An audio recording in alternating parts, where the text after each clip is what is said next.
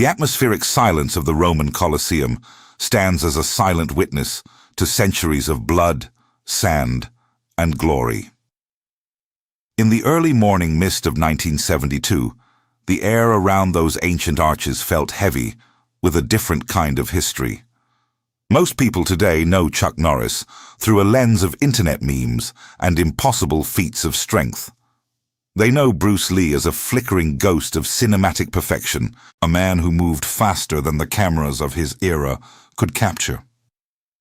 But before the myths took root, they were simply two men standing in the heart of Rome, preparing to change the landscape of action cinema forever. This wasn't just another movie fight. It was a collision of two distinct universes, a meeting between the revolutionary philosopher and the unstoppable champion. This detailed account of their encounter reveals the truth. Bruce Lee was the revolutionary who threatened to burn down the traditional house of martial arts. He preached the gospel of Jeet Kune Do, a style that was the style of no style, fluidly breaking traditions. He was water, unpredictable and relentlessly efficient. He looked at the rigid forms of the past and saw only stagnation. On the other side stood Chuck Norris, the unstoppable champion, a man whose discipline was forged in the fires of professional competition. He was a multi-time world karate champion, a technician of bone-breaking precision and unwavering structure. To the public, they were opposites. To each other, they were the ultimate mirrors, reflecting a shared obsession with physical excellence. The path to the Colosseum began with a single legendary phone call in 1972. Bruce was in Hong Kong, riding the meteoric wave of his rising stardom, while Chuck was back in the United States, cementing his legacy as a legitimate fighting legend. Bruce had a vision for a film called Way of the Dragon, and he knew that for the climax to work, he needed someone who looked like they could actually kill him on screen. He called Chuck and told him he wanted him to play the ultimate antagonist, the foreign expert hired to take down the dragon. There was a catch, of course. Chuck, a real-life champion who hadn't lost a professional fight in years, would have to lose on the silver screen. In a world where ego often outweighs artistry, Chuck's response was immediate and professional. He agreed, not because he wanted the fame, but because he respected the man on the other end of the line. Before we continue, subscribe to the channel and tell us in the comments where you are watching from. This mutual respect wasn't born in the spotlight of Rome, but in the quiet, dusty backyards of Los Angeles during the late 1960s. Long before the cameras rolled, Lee and Norris were secret training partners, often meeting in private. They would spend hours in sessions, stripped of their titles, trading the secrets of their respective crafts in the shadows of suburban gardens.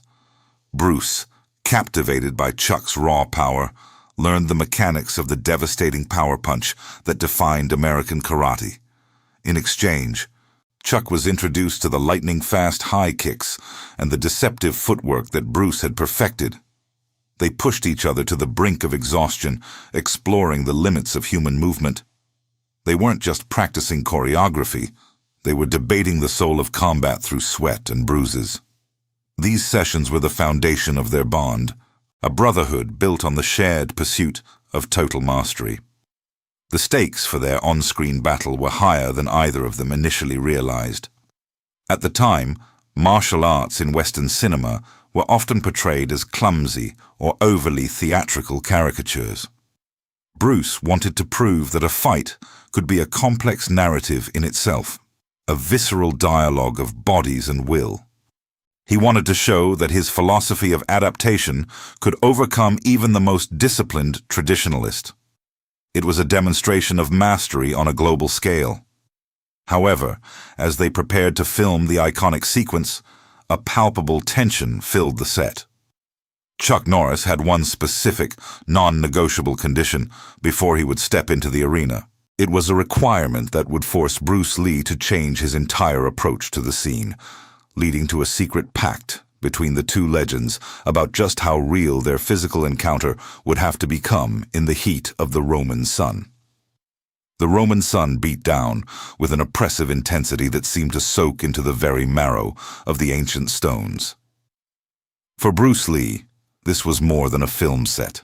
It was a sanctuary where his revolutionary ideas would finally be etched into celluloid. His perfectionism was legendary and exhausting. He would obsess over the angle of a wrist or the flick of a heel, demanding dozens of takes until the movement achieved a lethal grace. Chuck Norris, the professional stoic, met this intensity with quiet resolve. Chuck remained an anchor of calm, prepared for high pressure. He understood that Bruce wasn't just looking for a fight scene.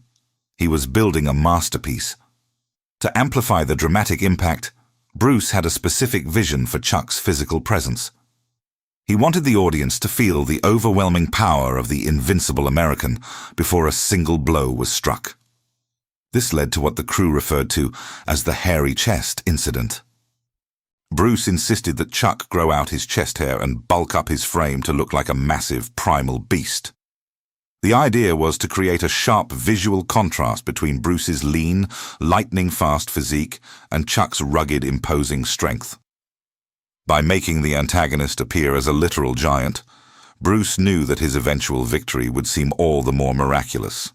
Chuck leaned into the role with a professional grin, understanding the cinematic shorthand Bruce was employing. However, preparation went far beyond aesthetics. The training sessions were grueling, pushing both men to their physical limits.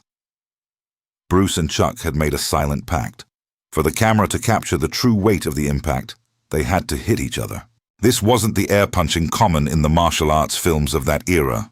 This was a visceral exchange of energy. The sound of skin striking skin echoed through the stone corridors, and by the end of each day, both men were covered in bruises. The physical toll was immense, but necessary to bridge the gap between choreography and combat. As the days progressed, the psychological weight of the scene began to settle over them. Bruce felt the pressure to prove that his philosophy of Jeet Kune Do could truly overcome the structured power of a world champion like Chuck. For him, every movement was a statement of belief, a way to show that fluidity was superior to rigidity. Chuck, meanwhile, carried the mantle of the traditionalist, the man who represented the height of established martial arts excellence. There was a profound internal conflict at play. They were two artists using their bodies to debate the very core and nature of physical fighting itself. This tension reached a breaking point during one intense rehearsal.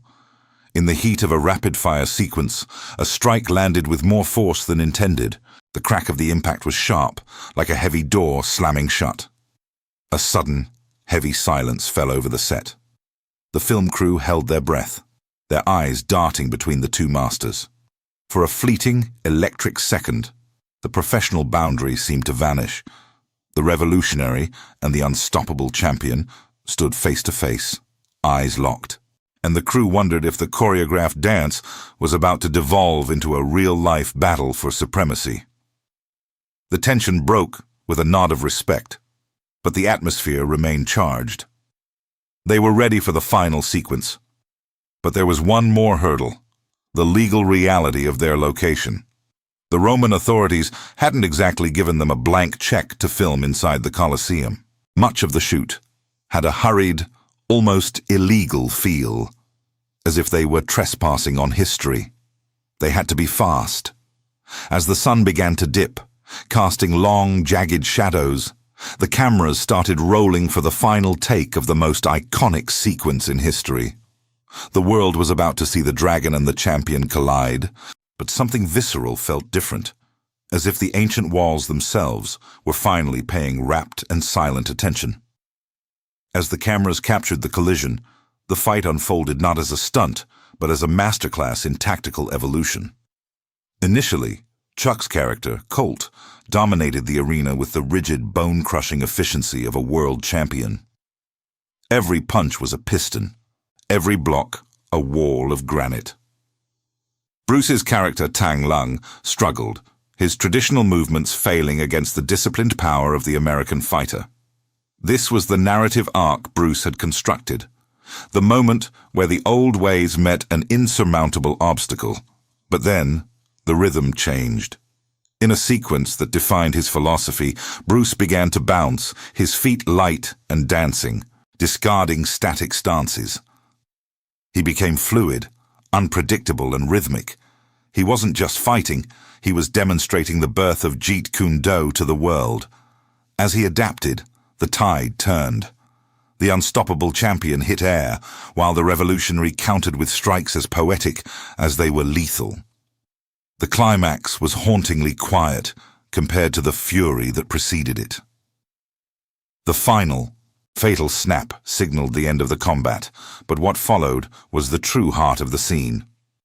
Instead of a triumphant gloat, Bruce's character looked down at his fallen opponent with a profound, heavy sadness.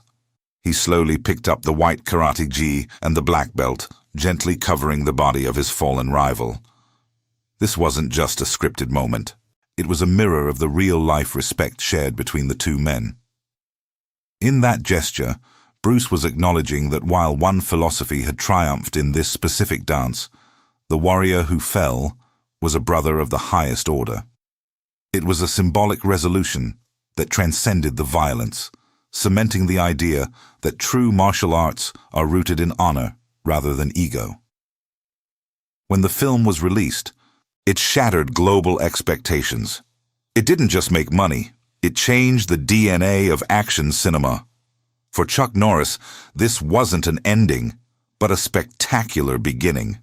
The invincible American who lost on screen became a household name, eventually ascending to the heights of global superstardom as a cultural icon of strength. Bruce Lee, conversely, was elevated from an actor to a global deity of martial arts. Yet despite the clear outcome on celluloid, the question has persisted for decades. Who would have won in a real street fight? Looking back at Chuck's autobiography and Bruce's private notes, the answer is more nuanced than a simple win or loss. Chuck often remarked that Bruce was lightning fast and possessed an intellect for combat that was unparalleled. Bruce, in his writings, admired Chuck's real-world experience as a professional competitor who knew how to take a hit and keep moving. In a real encounter, Chuck was the seasoned athlete of the ring, while Bruce was the visionary philosopher of the street. Chuck once suggested that while they were both masters, Bruce was an artist who viewed fighting as a form of self-expression rather than a sport. The tragedy that struck shortly after the film's completion, the sudden passing of Bruce Lee, cast a long shadow over their history. Chuck didn't just move on, he carried the torch of martial arts. Throughout his career, he upheld the standards of discipline and respect they had practiced in those dusty Los Angeles backyards. Their battle remains the gold standard because it wasn't built on rivalry, but on a sacred pact of mutual growth. They didn't fight to destroy. They fought to inspire the world to find its own inner strength. This legendary encounter at the Colosseum stands as a final testament to what happens when two masters choose to collaborate rather than compete. It reminds us that true greatness is never achieved in isolation, but through the friction of two brilliant minds pushing each other to the limit. If you enjoyed this journey into the heart of martial arts history, don't forget to like and subscribe for untold stories of legends who shaped our world. Who do you think would have won a real fight? Let us know below.